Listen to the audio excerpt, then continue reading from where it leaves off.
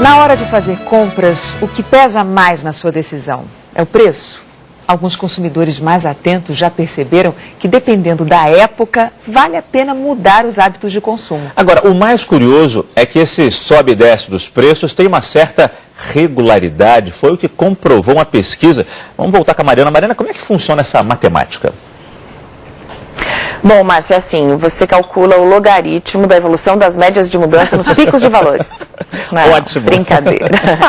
É brincadeira, mas olha, explicar como os preços se comportam é sim uma tarefa complexa, que foi encarada por uma pesquisadora da USP. Ela mergulhou em 5 milhões de itens e descobriu por quanto tempo os preços se mantêm.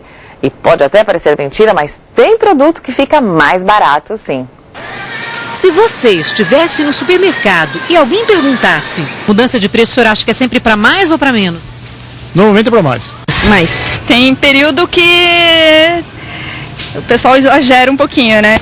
Sobre este assunto, o consumidor tem opinião formada.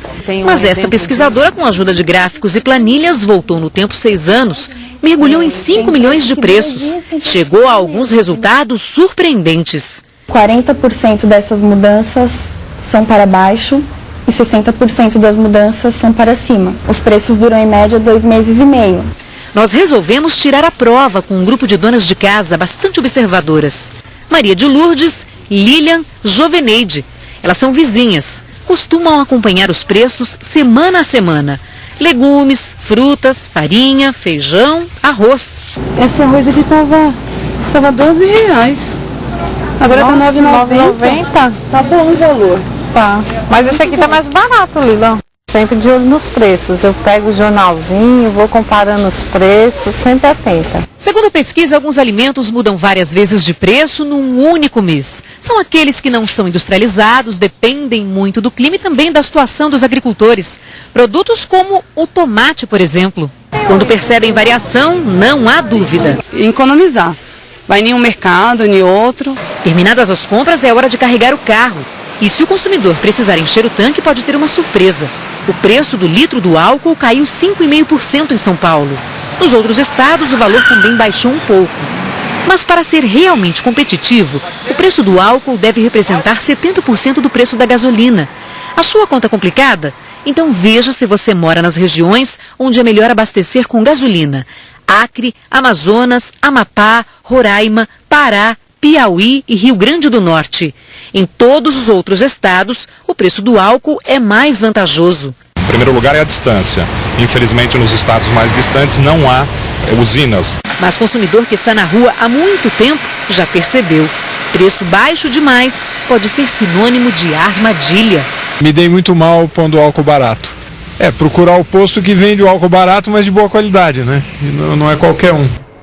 E para valer a pena, o valor do litro do álcool não deve ultrapassar os 70% do valor da gasolina, porque o desempenho do motor a álcool, Márcio, é um pouco mais baixo do que o do motor a gasolina. Agora, são contas que fazem diferença, né, no fim do mês. É verdade. Agora, o seu logaritmo, algoritmo que você brincou no começo, a Miriam Leitão entendeu tudo. Nem me lembro mais. Você se deu mal que ela está aqui com a gente pediu para explicação e ela explicou tudo direitinho. Porque ela acompanha, ela registra esse sobe e desce dos preços e vai dizer para a gente como é que tem se comportado a inflação. Mariana, olha, sabe, essa sua conta é o seguinte: os economistas dizem que quando a cabeça está no forno e o pé no congelador, a temperatura média está boa. É isso. Alguns preços subiram muito, outros caíram, a média está bem. O IPCA 15 de maio foi para 0,59%, acima de abril, e mais do que os especialistas esperavam.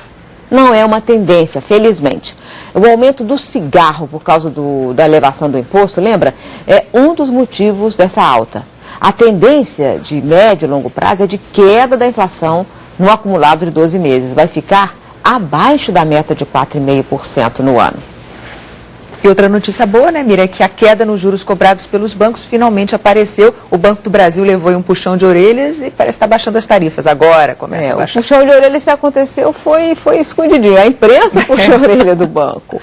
Eles têm mesmo que reduzir os juros. A inflação está em queda, como eu disse, a economia está indo para um resultado negativo do PIB no ano. Os juros da Selic estão caindo, vão cair mais na reunião de 10 de junho. Os altos juros bancários são um dos entraves da economia nesse momento. Há uma semana, o jornal o Globo mostrou que os juros do Banco do Brasil tinham subido em vez de cair com a nova diretoria. O banco negou isso numa conversa com o ministro Mantega, mas agora está anunciando queda dos juros. Antes tarde do que nunca.